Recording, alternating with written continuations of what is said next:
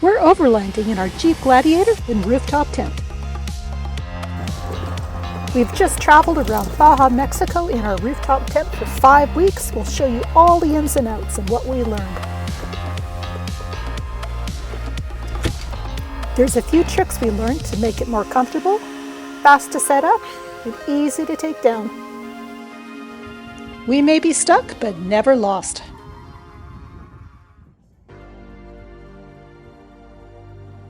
We're overlanding in southern Arizona. With a 4x4 vehicle and rooftop tent, you can go practically anywhere.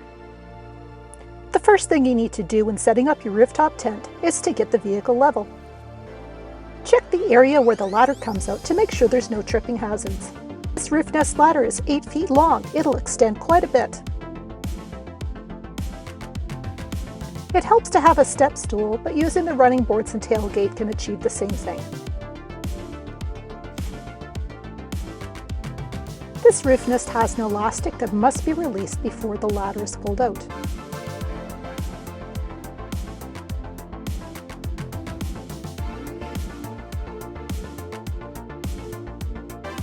Small Velcro flaps on the side also need to be released.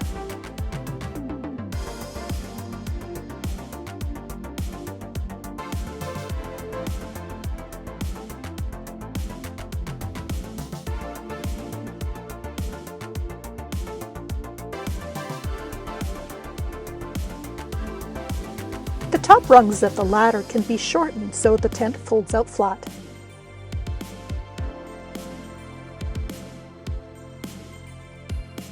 In extremely windy conditions, the ladder is secured to the tire with a tie-down strap. A small piece of synthetic grass is a great way to keep dirt from getting in the tent.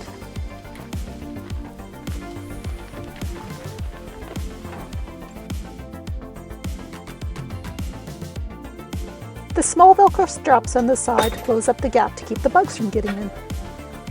The metal poles can be attached from the outside or the inside.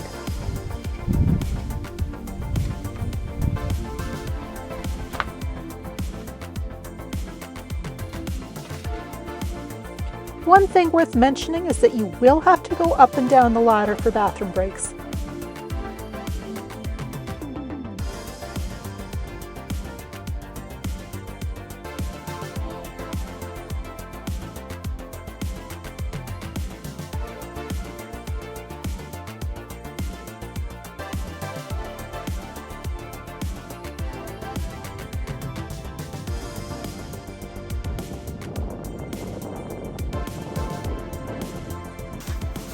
The folding mattress is good for light adults and children, but is not suitable for heavier people. We added a 3-inch memory foam to the top. Ready for the mattress.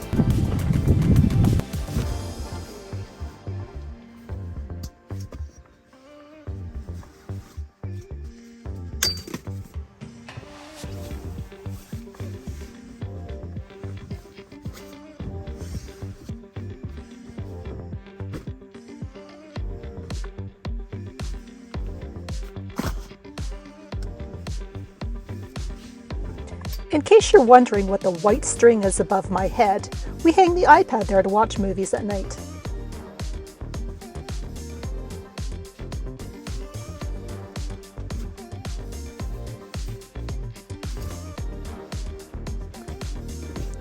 We're using a queen-size mattress topper and a king-size down duvet.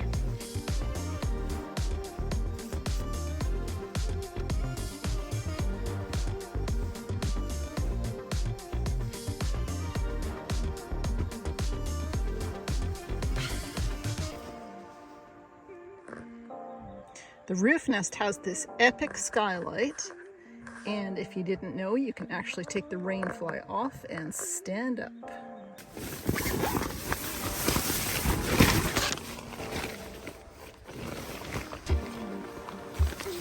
To get the rain fly unzipped, there's a zipper that just starts underneath here.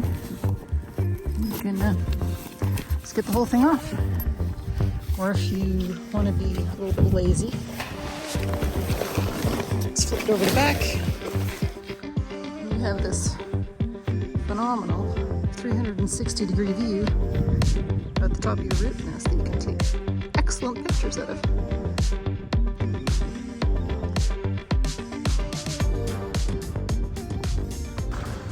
The roof nest can take an extraordinary amount of bedding, but not the foamy roll. So what we normally do is fold duvet and the covers all up and stack it up at the top of the bed.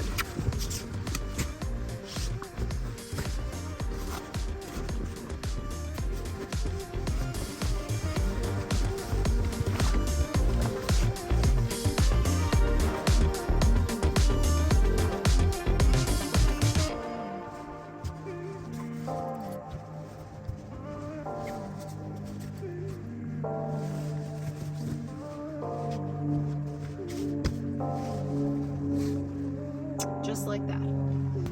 The foamy roll is a bit of a pain in the ass. I could fold it the way it is, but our idea was that we wanted to keep the foam from getting damaged when we put it in the Jeep. So I'm going to flip it over and fold it so the sheet is to the outside so we can wash it when it gets dirty.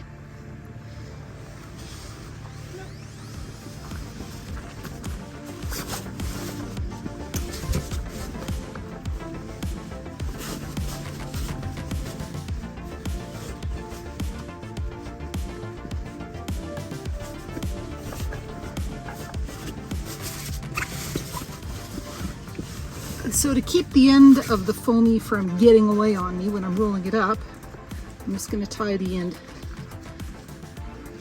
shut, closed, and then I can roll it up and it doesn't go all over the place.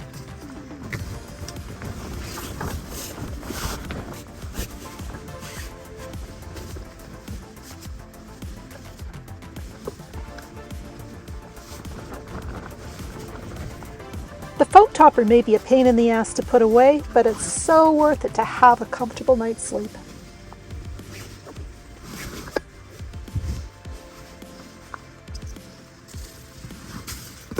Rotate the strap around the other way. Squish it on.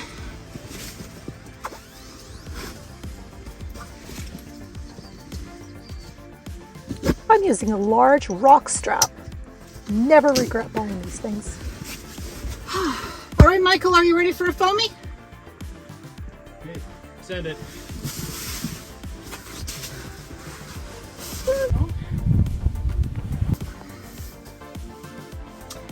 Last thing to do is fold the mattress in half till it tucks up to all the pillows and stuff, and then we're going to put the tent away.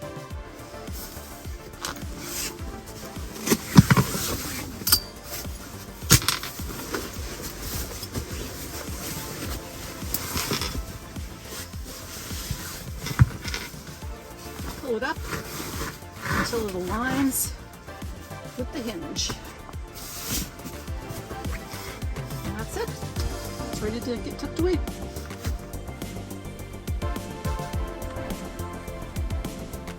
Putting the metal poles away is extremely easy from the inside.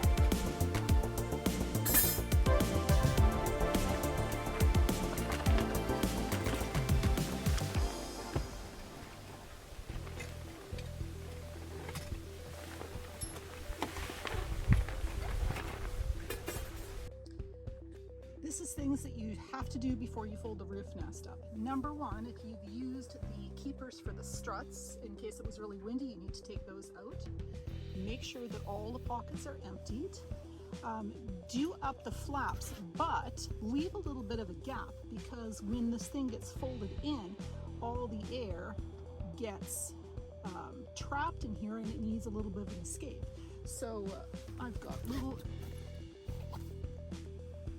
air pocket there, and then I want to leave an air pocket in the roof.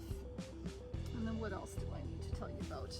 When you put the mattress, when you folded it up, tuck it right up to the folding point there, and that way it'll be absolutely perfect.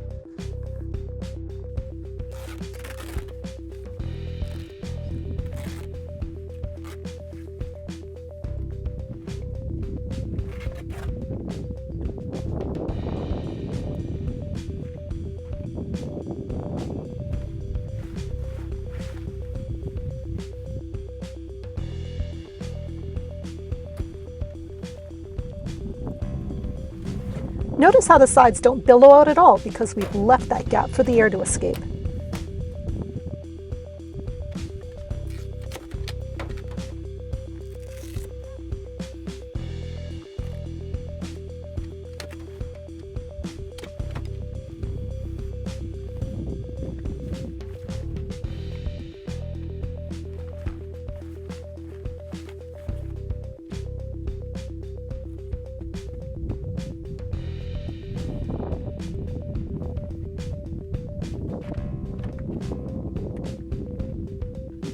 At this point, the bungee strap needs to be attached, and this keeps everything tucked in nice and neatly.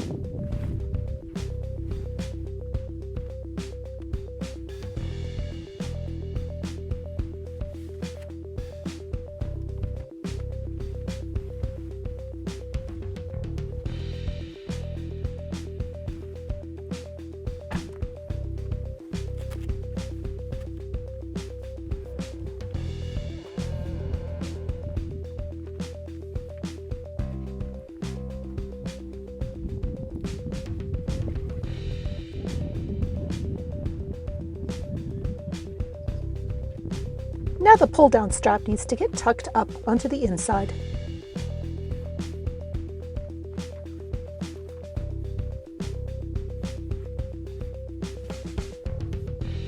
It's important that the strap goes near the top. If you put it near the bottom, it could slide out during travel. Never pull down on the ratcheting zip ties. They're only meant as a backup.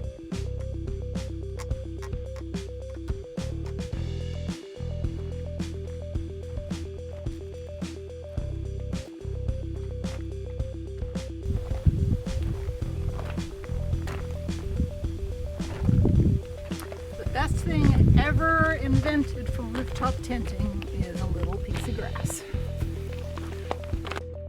So the question is a rooftop tent worth it? If you want to go places that other people have never been, definitely. If you have mobility issues or can't hold your bladder overnight, perhaps not. Join us for our next adventure. We explore Arizona and California. We get into some really fun 4x4. We use the rooftop tent in freezing conditions and experience some absolutely epic views. If you have any questions, leave us a comment. If you like what you saw, hit that subscribe button.